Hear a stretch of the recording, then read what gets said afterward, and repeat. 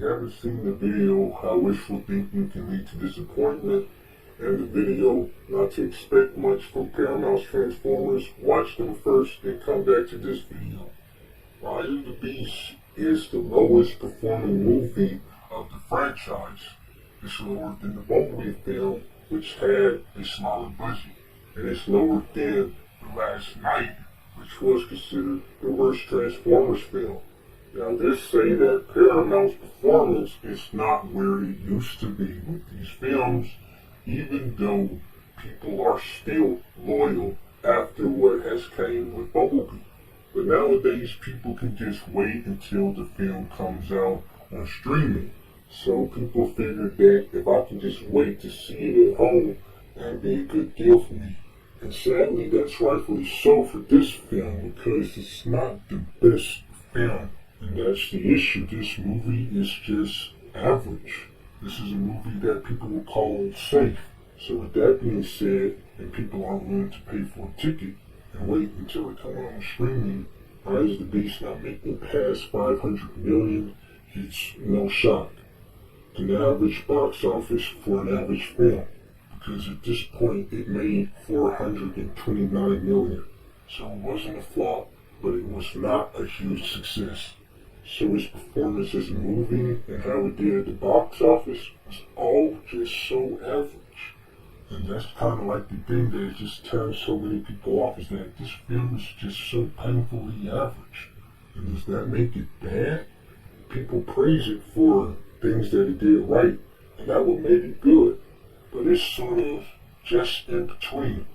It did a lot of things good, okay. A lot more time on the Transformers, but just the feel of it is just not the greatest. Far from terrible, far from great. People will scorn it for not being great. People will praise it for not being terrible. What a strange dilemma. And thus it is reflected at the box office. One YouTuber brought this up, saying that Transformers should be simpler storytelling, and how Bumblebee did it, I believe that is the case. It should be a series of smaller films that should lead up to a big movie to finish it all off. Then you could put in the money that is necessary, meaning that if you need more CGI, put in more money for that CGI. And what will happen is people are more dedicated to the story now, so then that will make more people want to go see the climax. Just like with Infinity War, it's been built up so at the end, the large budget that has been poured in would be worth it. No Way Home had nostalgia. Across the Spider-Work had artistic style. Bumblebee had heart. Yes, to some degree, Bumblebee is more of a success to itself than The Last Knight with its budget and its box office. It was successful for its box office, but it made much less than Age of Extinction. And for Rise of the Beast just being so low that Paramount wanted more from it, you tell us that this formula of making Transformers just need to either be reevaluated, adjusted, or just abandoned. After seeing Rise of the Beast, now I come to this feeling that we need to return back to the ways of which Bumblebee 2018 was made. You don't need G.I. Joe, you just need a proper direction. All we need to see is the Transformers and their journey, and the end goal should be retaking Cybertron. Paramount is seeing this, and I don't think they're going to make a film that is heavily dedicated to the Transformers like people want to see. Like that all Transformers, no humans sort of movie. So we're going to return to the human Transformer sort of movie, which is G.I. Joe Transformers. I mean, for how it is, you just know what is going to happen at this point. It all just speaks for itself. It all just unravels into what is going to likely happen next for this film franchise.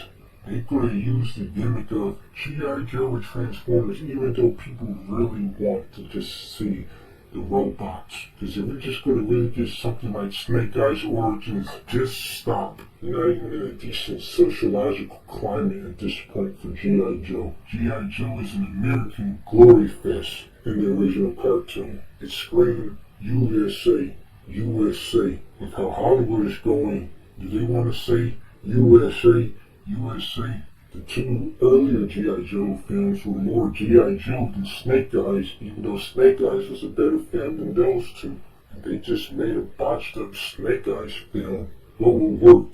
It's a gimmick, all because it's two Hasbro properties. Might as well add in Dungeons and Dragons and My Little Pony. And hey, the crossover isn't something that's wrong, but at this point people just want to see the Autobots and their story. So you're having all of this going into what is the future of this franchise, what is going to work really. Hopefully people might find these films enjoyable. They can be enjoyable.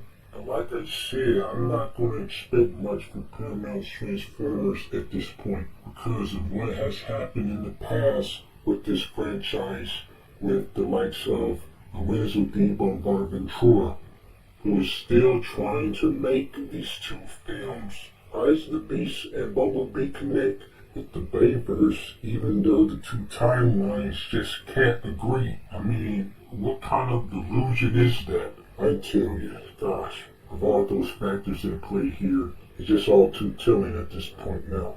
This is Lights 126 saying, till all on one.